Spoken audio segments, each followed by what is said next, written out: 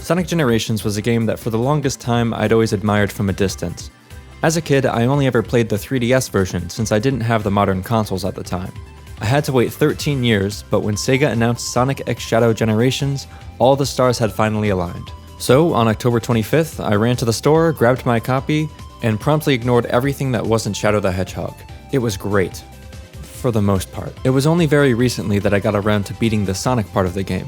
I'd been familiar with the music from Sonic Generations since long before playing it, but it wasn't until experiencing the game myself that I noticed there was actually some pretty interesting stuff going on with how it was implemented, particularly in the modern Sonic stages. So today, I decided to take a look at what goes into the music of Sonic Generations and give a hand at remixing a track from Mania into something that might be found in a modern Sonic stage. As always, feel free to skip around the video chapters if there's a certain part that interests you. So without further ado, let's get moving.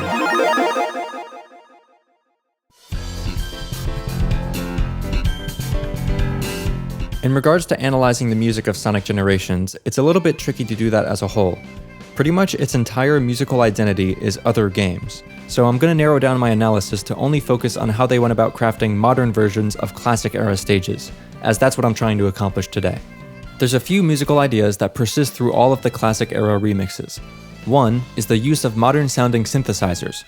Barring the very start of Green Hill and the second A section of Sky Sanctuary, the melodies in all of these three stages are played by a synthesizer, all of which are using different patches that are thematically appropriate for the level that they're in. The synth lead in Green Hill is really fun and whimsical. Part of what gives it that sound is, for lack of a better term, the meowish start to the notes. It just gives it a very fun and goofy quality.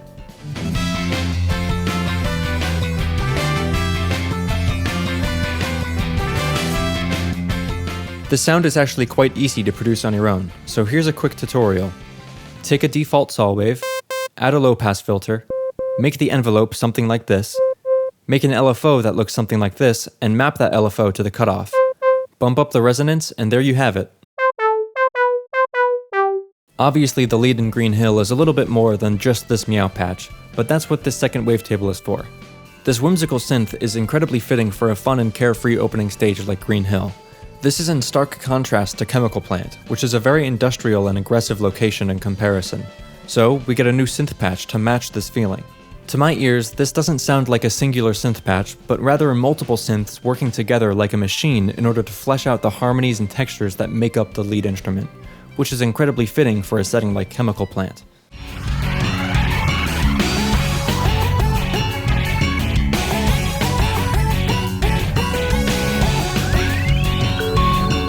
And lastly, we have Sky Sanctuary, which is a beautiful, serene paradise in the clouds. Both of the previous patches wouldn't be appropriate for a location like this, so again, we get a brand new one, this one being more floaty and windy, with glides in between the notes.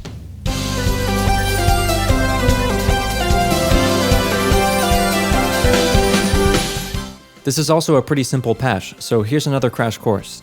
Start with a basic saw wave, roll off some high end, add a few more voices, pull back on the detune, make it mono, legato, and turn on the portamento, and there you have it. I think what really helps match the synth to the environment is the portamento and legato settings. The glides between the notes really help sell this uplifting and windy sound. Without the slides, it feels much more robotic and loses the expressiveness it had before. The next thing I want to touch on is how they reimagined the classic arrangements with real instruments. The sound capabilities of modern consoles have come a long way since the days of the Sega Genesis. Audiophiles nowadays are commonly bigger than entire video games were in the early 90s. Now, we have a lot more space to work with, and can afford to put multiple high-quality audiophiles into our games. Because of this, we can use the full capabilities of modern music production, and the classic era remixes do just that. Let's take a look at how the first few measures of Green Hill were translated.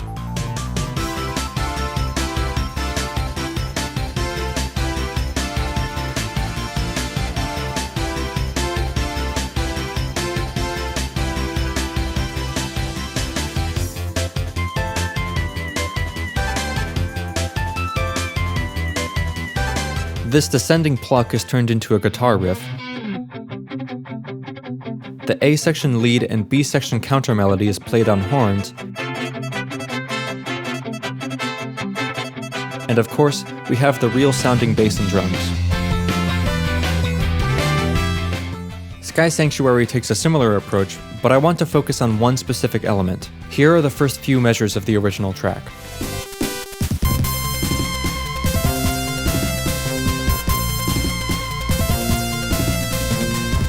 And now take a listen to those same measures in the remix. Pay attention to the horns.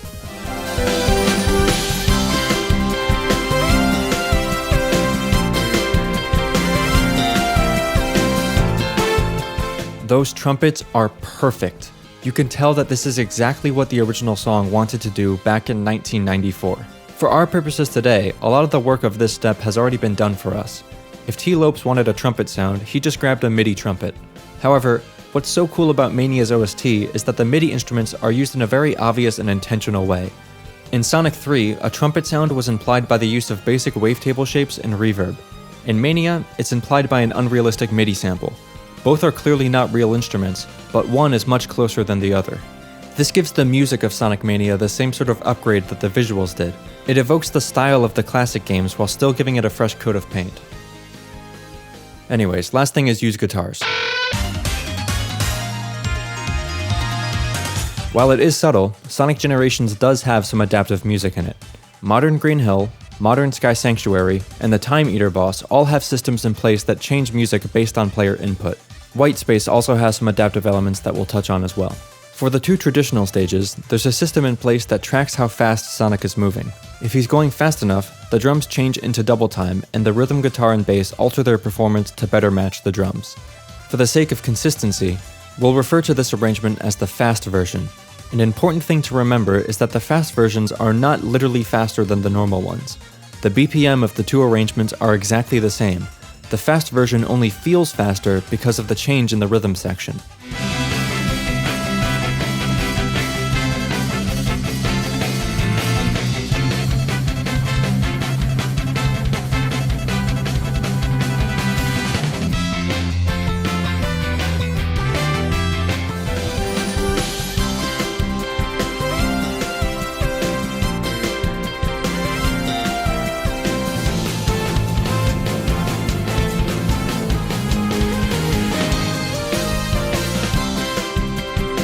Before I did research for this video, I thought the music went to the fast versions based on if Sonic is boosting or not, which as you just saw, technically isn't true. While it is true that when Sonic is boosting the fast versions play, that's only because he's going fast enough to trigger the change. What's interesting is that only these two stages have this adaptive system in place. I don't know why this is, because it wouldn't have been too hard to write a fast version of the other existing arrangements. The only stages that would have been tricky are City Escape and Rooftop Run, both because they're already in a double time feel. Here are some quick demos to show what I mean.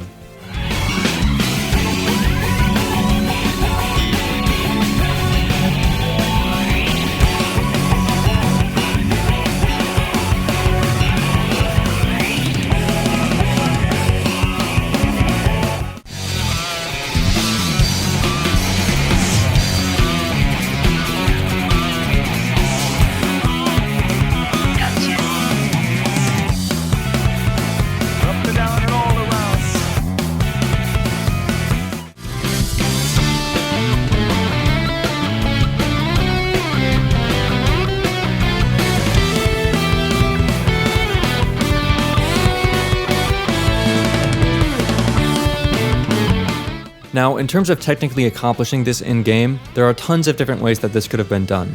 It's hard to know exactly how Sonic Team did it without digging into the game files on PC, and I don't have one of those. But I'm gonna give it my best guess based on what information I could find on audio modding. What I suspect is happening is the game loads two different audio files at the start of a stage. One is the regular arrangement all the way through, and the other is the fast arrangement all the way through. Since the two versions are the same tempo, they are always synced up with each other at any given time.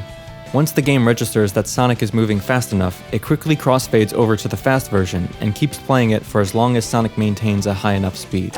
Hey, this is editing Dad's Last Nerve. I just wanted to cut in because I found a pretty funny oversight, I guess you could call it, for how the game handles the music system. In the clips that I recorded for the purposes of demonstration, you could hear that the game doesn't account for the small bursts of speed that Sonic gets when he does homing attacks. So it just blips into the fast version for like a millisecond and then goes back out.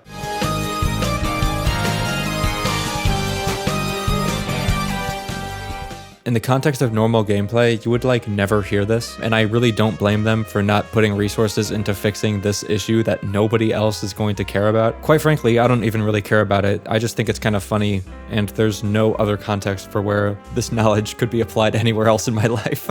Anyways, back to the video. A similar result could be achieved through layering, a technique where musical elements are separated into different audio files and triggered based on the needs of the system. In this case, there would be a melody layer that remains constant while the underlying harmony changes between the fast and normal arrangements. However, I don't think this is how Sonic Generations achieves its audio system. The reason I think they're swapping audio files instead of layering is because of how the game handles the boost filter. Based on what I could find online, the flanger effect when boosting is accomplished by swapping between two audio files as opposed to adding an effect to a singular audio file. So I'm assuming this is the approach they took with the fast versions too. This would mean that for Green Hill and Sky Sanctuary, they likely have 3 music tracks in sync with each other at any given moment. The normal version, the fast version, and the fast version with the flanger effect. This is the approach I'll take when attempting my remix later on. This is also how I suspect they accomplished the adaptive music in the Time Eater boss fight. When you're playing as modern Sonic, a more orchestral version of the music is played, and when you swap to classic Sonic, a more chiptune-y version is faded in.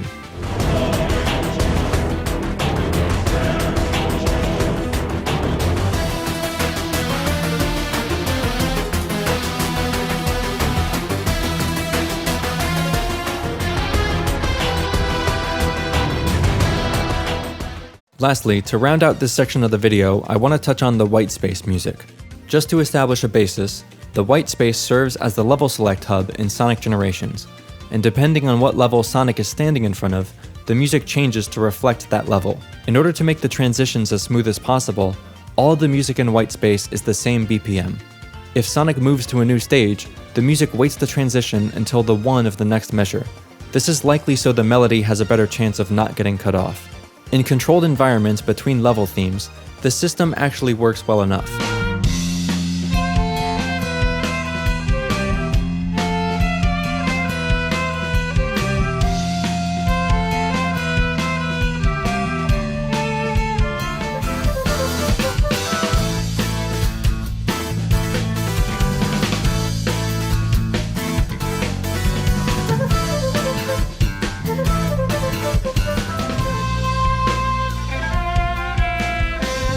However, the problem is nobody is going to move around the level select in this very slow and methodical manner. This next clip is me noticing that the transition from Egg Dragoon to Planet Wisp was not happening on the 1, so I went back to try and figure out why, and this happened.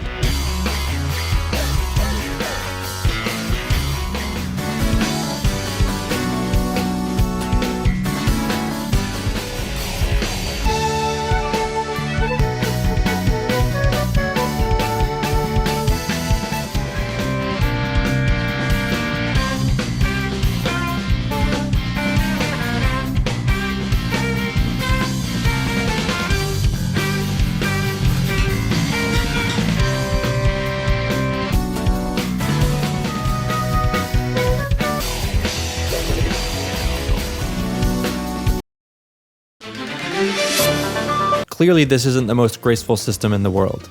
If they really wanted to have the hub music change based on where Sonic is standing, it probably would have been a better idea to just let the music crossfade between songs freely without waiting for the 1 of the next measure.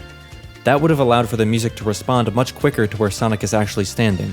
If I was tasked to make a music system for something like this, I'd use the layering technique that we talked about before. I would establish a base layer that plays no matter where you are, and then make additional layers containing the various melodies that fade in and out depending on Sonic's location. That would not only make the system more musically cohesive and responsive, but would also fix the section before the Time Eater boss gate that's just silent. If this is something you guys are interested in, I can make another video where I completely remake the white space music from the ground up, but for now, let's move on to actually making the remix. Okay, so the song that I decided to remix for today is Studiopolis Act 2. There are a few reasons why I decided to do that. one of which, and probably the biggest reason, is the BPM. The tempo of the track is 140, and that very easily could be brought into double time in a very satisfying way. And it's also in the same ballpark as Green Hill and Sky Sanctuary were in terms of tempo. And I don't know, the song just bangs, so let's just go ahead and get started. I know there are horns throughout the whole thing, so I'm just gonna go ahead and do a run through, transcribing the horns as I go. When dealing with VSTs, sort of the price that you pay for not having a player that's actually good at the instrument with you in the studio is that you need to spend a lot of time doing key switch stuff. For instance, this run right here, this is what it would sound like, just like straight out of the box without any key switch stuff. But now with the key switches, this is what I made it sound like.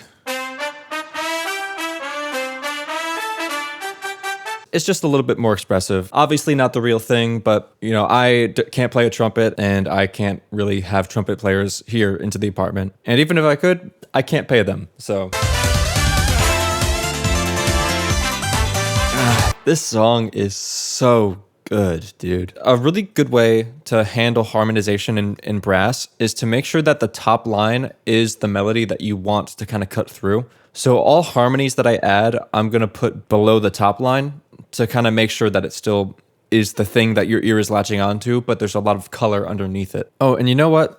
I see that I have a brass shake thing. I wonder what that sounds like.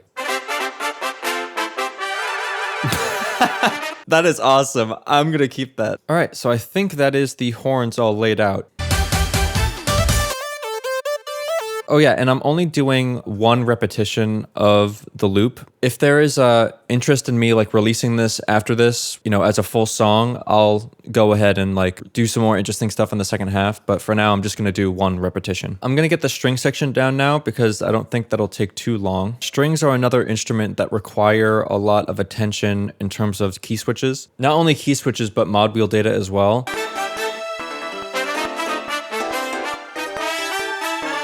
Yeah, don't skip out on that part. It really makes a difference.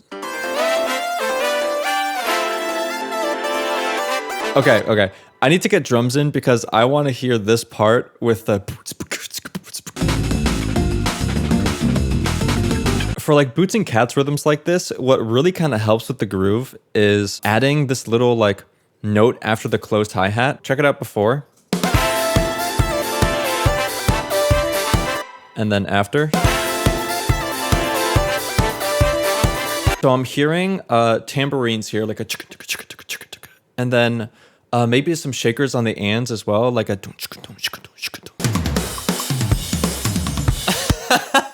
Wait! Okay, we have to keep this one because of the little wind chime at the end. That's so silly. I'm gonna get started with the bass. I'm gonna do that first so that it'll kind of fill out the body and then I can be more creative with the guitars afterwards. I cut my thumb earlier this week, so I have to have a band-aid on it. Not the worst finger to have an injury on, you know, in terms of being a guitarist, but now my fingers are gonna be super slidey on the back of the bass. My skin isn't gonna be like gripping to the neck. All right, now for the part that I'm excited for. We get to do the pre-chorus.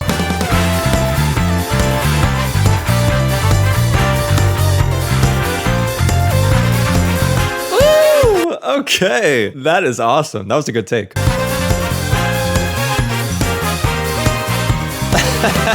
Yeah. Dude, this is really coming together with the bass. T. Lopes already did such a great job. And like I said, like, I'm not doing that much more work translating this into a modern orchestration, but just hearing it with like real instruments and it just like really comes together. Dude, my slidey thumb is not helping me play this.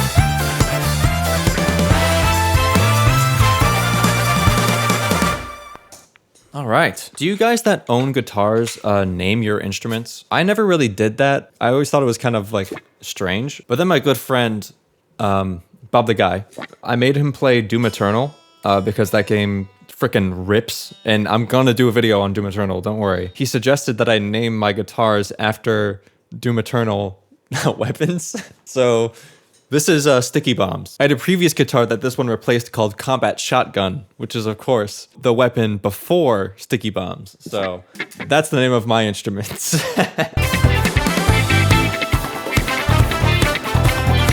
I think this pre-chorus is the best part of the song. I'm so excited when I record these parts.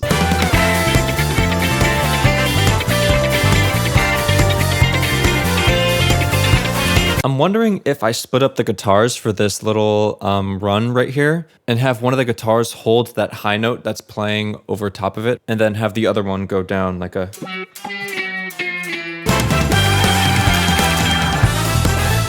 Everything for the normal version is pretty much done now. I'm gonna try and dial in the percussion, because everything is sort of based around the drums for the fast parts. So those little chord hits, I want to hit those with the electric guitars, but in between those, I think I'll do like a palm muted sort of thing. So for the drums, that would mean that I only need to hit those things on the kick. Something like this. Yeah, I think I like that. I'm gonna give that a shot. So I need to be careful that drum fills that I do keep up the double time feel, because what this does is this is prepping for a return to a regular time, because it's emphasizing the 3 and the 4. So I need to find something that keeps the tempo up a little bit more. All right, so that is all the percussion for the fast. This bass is called Paul Jr., by the way. This one's named after the villain in a D&D campaign, my first D&D campaign, because his battle theme was the first time I used this bass. So this was actually my only named guitar prior to the Doom Eternal naming convention.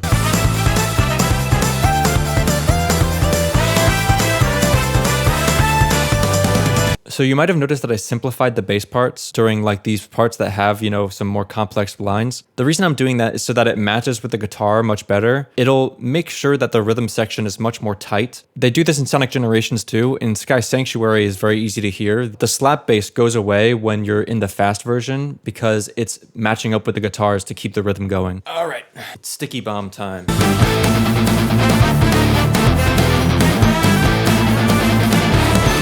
I'm gonna punch in a high bend right at the end there.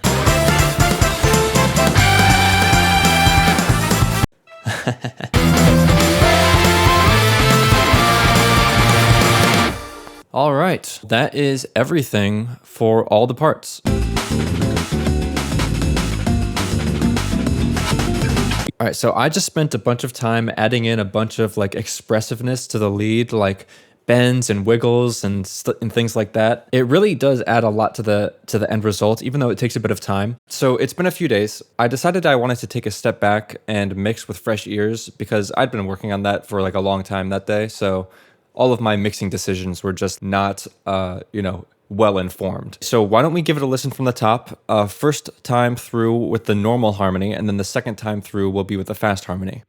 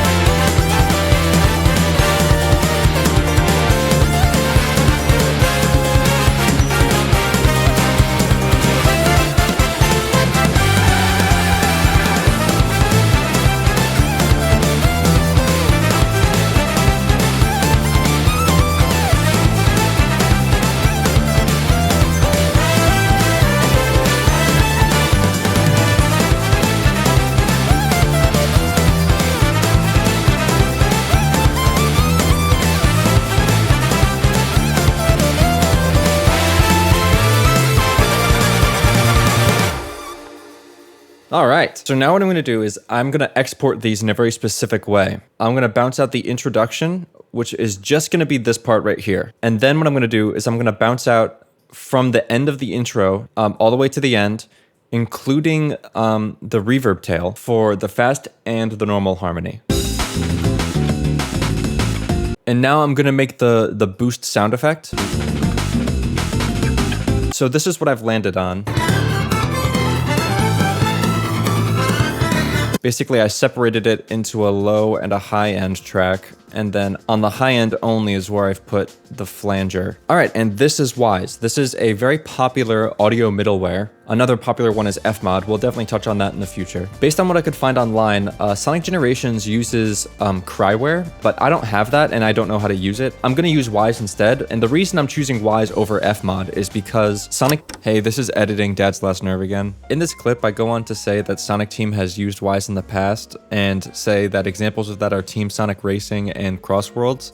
And both of those statements are only half true. Team Sonic Racing wasn't developed by Sonic Team, but it does use Wise for its audio. And Crossworlds was, but it uses Cryware, like I said before. It certainly looks like Cryware is Sonic Team's preferred method of audio implementation, as it shows up all across the mainline games. But the Sonic series isn't a stranger to Wise, so I still stand by my decision to use Wise over Fmod in this case.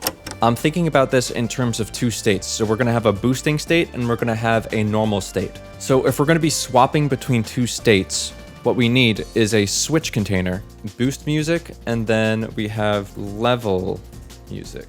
So within boost music is where we're gonna put our phaser one. So in here, we'll make a new music segment within the playlist, which is where we'll add in our Studiopolis boost. Okay, so now that it's imported, you see that we have these flags here.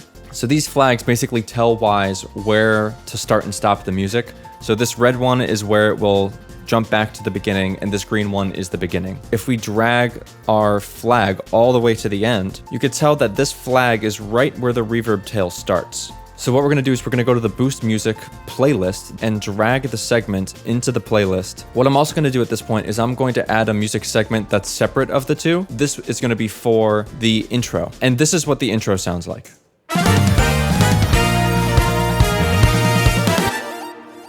We got one little horn beep at the end there, but it's not the end of the world. So now within the playlist, I'm gonna make a new group, put the boost music at the end, drag the intro in between the two. So when this group is fired, it will play Studiopolis intro and then transition at the red flag to Studiopolis boost. And then once it's in Studiopolis boost, I'm gonna want to have it loop infinitely so that it just stays in there and never goes back to the start of the intro. So let's see if we have that working in practice. So I'm gonna fire the playlist.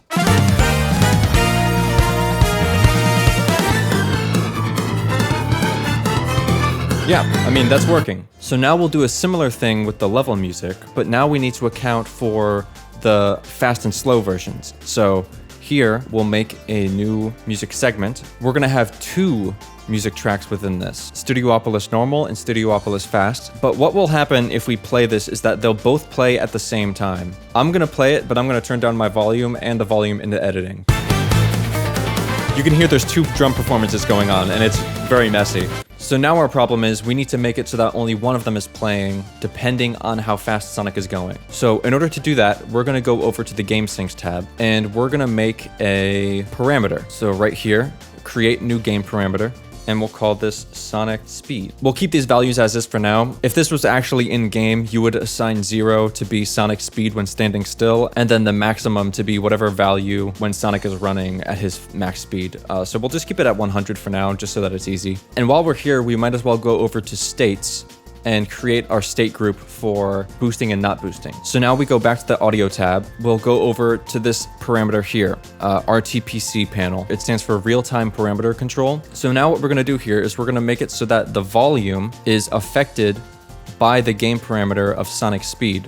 And then if we just drag this down here, we have this graph. So you could see that this is basically like simulating Sonic Speed. And then this red line here is how loud the track is based on how fast Sonic is going. I'm gonna make the fast version threshold to be 90. So we want the normal version to be playing until we get to a value of 90, and then we want it to go away. We want to do the same thing on the fast one, but in reverse. So you can see when I swap between them here, it'll be an inverted graph. But we're not done just yet. We need to do the same thing that we did with the boost, where we need to open up the playlist, drag the boost in there, and then make another group and drag what we just did with the normal music in there, and set the normal music to loop. All right, so now I'm gonna fire this music playlist, and hopefully, if I set up everything correctly, it should fire the intro, transition into the normal fast, and then whenever I move this dial past 90, it should transition into the fast version. So let's see if I set it all up correctly.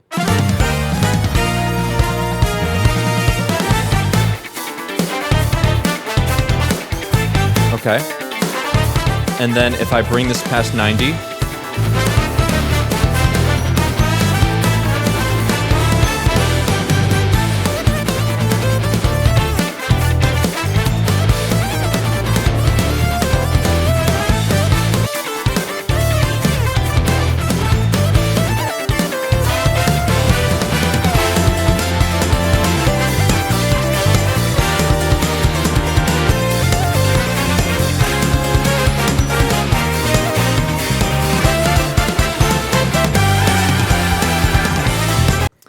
it works pretty well. So now what's left is we need to set it up so that the boost actually swaps between the two versions. We'll go over to the switch container and find the state group that we made before, which is boosting status. So we want the boosting state to be referencing the boost music playlist. We want the not boosting state to be referencing the level music playlist. So now that we have the switch container referencing what we want it to reference, we need to establish rules for when it transitions. So what we'll do is we'll make a new rule that says when you're transitioning from level music to boost music, I want you to transition immediately, and then we'll say we want you to jump to specifically this track right here, because if it went to the start of the playlist, we would hear the intro again every single time the player boosted and unboosted, and that would be so irritating. And then in order to make it so that the music stays in its same relative position, we're going to change it so that it's the same time as playing segment. And then we do the same thing in reverse for when we're going from boosting to not boosting. So now that should be everything, and hopefully everything goes according to plan. So let's see.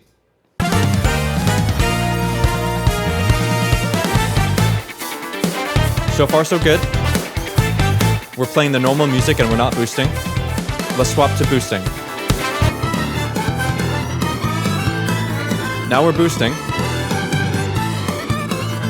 It's playing the boosting music and it stayed in line with itself.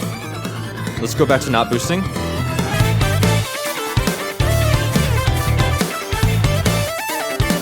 All right. Now let's change Sonic speed. Let's bring it to 91.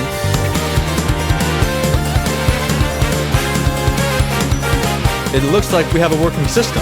One more thing that I want to show off before the ending is how it loops back around, because we never got to hear that. So let's make sure that when it loops around, it actually loops back to the beginning without hearing the intro again.